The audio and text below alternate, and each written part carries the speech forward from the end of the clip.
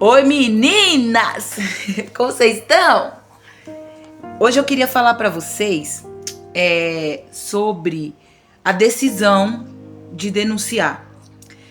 Não é fácil, nunca é fácil você decidir denunciar. E eu queria contar pra vocês um pouco de como foi esse processo. Por quê? Eu só consegui fazer o boletim de ocorrência 2 dias depois da agressão, porque eu ainda estava naquele sentimento, aquele misto de amor, de culpa, enfim.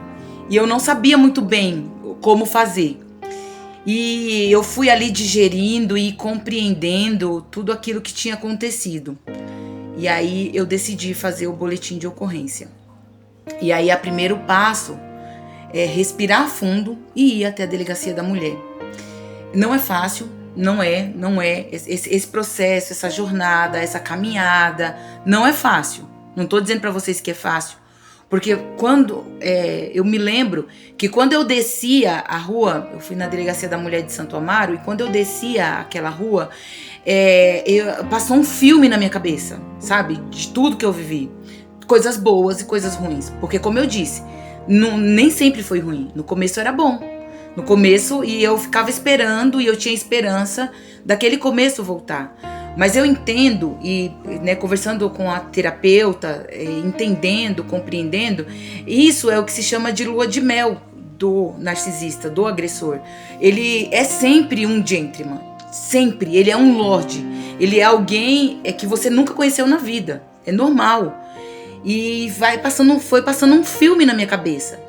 E ali eu fui até a delegacia da mulher. E quando eu entrei na delegacia, eu me deparei com o violentômetro, né? Que eu sempre falo aqui. É um cartaz que começa de cima para baixo, escalonar a violência. Como começa? Porque ela não começa no soco, no tapa, não começa aí. Ela vai escalonando, né? Então assim, primeiro ele vai testar levantando um pouco a voz. Depois ele vai cortar e te privar do seu círculo de amigos, de amizade. As suas amizades sempre são indignas. Você não pode ter amigos. Ele pode ter todos que ele quiser. Você não pode. Depois ele te tira do seu seio familiar. É muito importante. Aqui, ó, nessa chavinha, eu falo pra vocês. Cuidado. Cuidado, cuidado. Se vocês estão perdendo contato com a sua família, se vocês estão perdendo contato com quem te protege, cuidado, cuidado. Porque ele começa a te tirar. O que acontecia? Nas reuniões familiares, por exemplo, ele sempre tinha uma desculpa. Ai, mas eu precisava fazer isso. Ai, vamos fazer outra coisa. Ele nunca falava não vamos, porque é natural. O narcisista, ele não vai falar pra você não vamos fazer, mas ele arruma coisas pra fazer naquele dia. Sabe, quando você marca alguma coisa, é sempre muito pesado. Tudo que você vai fazer é muito pesado.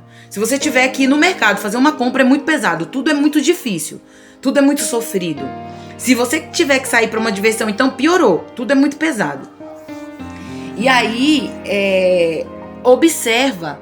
Porque aí ele começa a te privar. Quando ele te priva e que ele já tem o controle total, aí ele começa escalonando a violência psicológica, que é te diminuindo as coisas que você faz, desmerecendo. Por exemplo, desmerece a sua voz, se você canta, se você prega as suas ministrações, se você gosta de algo, você não faz direito. Diminui. Você limpar a casa, diminui. Ele sempre vai te diminuir. E aí, isso vai escalonando até chegar ao nível, né, de começar mesmo as agressões, que são empurrões, que são xingamentos mais baixos, mais pesados. E aí os xingamentos, então, a explosão, então, vai aumentando.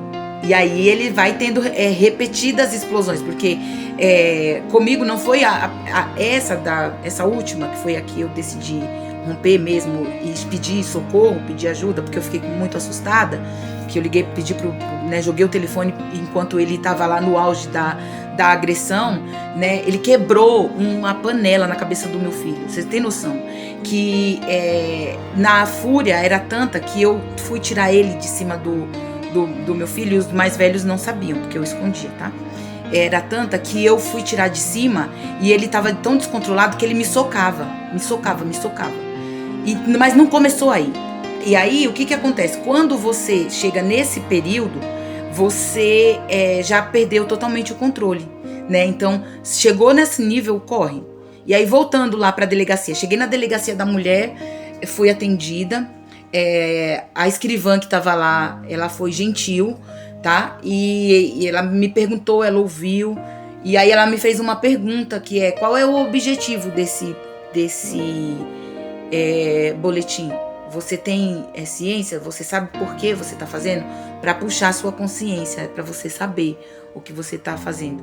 E eu já estava ali chorando compulsivamente porque eu tinha me deparado com esse bendito desse cartaz lá. E aí eu expliquei, enfim, aí ela fotografou tudo certinho e ela me encaminhou para o IML. Colheu o meu depoimento, colheu o depoimento do meu filho e me encaminhou para o IML. Eu apenas tinha os hematomas, meu filho já não tinha, porque como foi muito na região da cabeça, ele não tinha hematomas visíveis. Então, a fotografia foi só minha, então foram os meus hematomas. E aí, fica no final, eu vou postar as fotos, tá? E aí, eu fui pro IML. E, gente, é terrível ir pro IML, porque lá é lugar de morto. Lugar fedido, é terrível, não é legal, não é. E é mais ainda pra gente que é mulher sofrido. Então, eu queria falar pra vocês assim, não desista no meio do caminho, é difícil, mas vale a pena.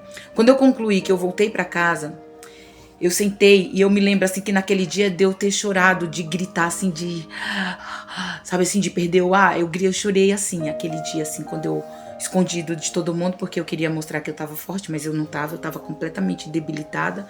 E aí, depois disso, eu fiquei uma semana, não, uns 15 dias sem sair do quarto. Eu lembro do meu pai, tadinho, vindo todos os dias: menina, sai daí. E ligava para minhas irmãs e pedia para as pessoas virem me tirar do quarto. E meu pai, minha mãe, nossa, gente, meu Deus. Minha família, né, minhas irmãs, todo dia ligando, fazendo ligação de vídeo, porque uma mora em Cajamar, a outra mora em Guarulhos, a outra que mora aqui todo dia subia: Sandra, pelo amor de Deus, sai daí. E eu achava que eu não ia ter forças para sair. Mas eu tive. E valeu muito a pena, porque olha eu aqui hoje, podendo contar isso para vocês. Então hoje o que eu queria compartilhar com vocês veja só, não desista, por favor, não desista de vocês. Não desista de vocês, por favor. Fica aí no final que eu vou mostrar as fotos, tá bom? Beijo no coração de vocês.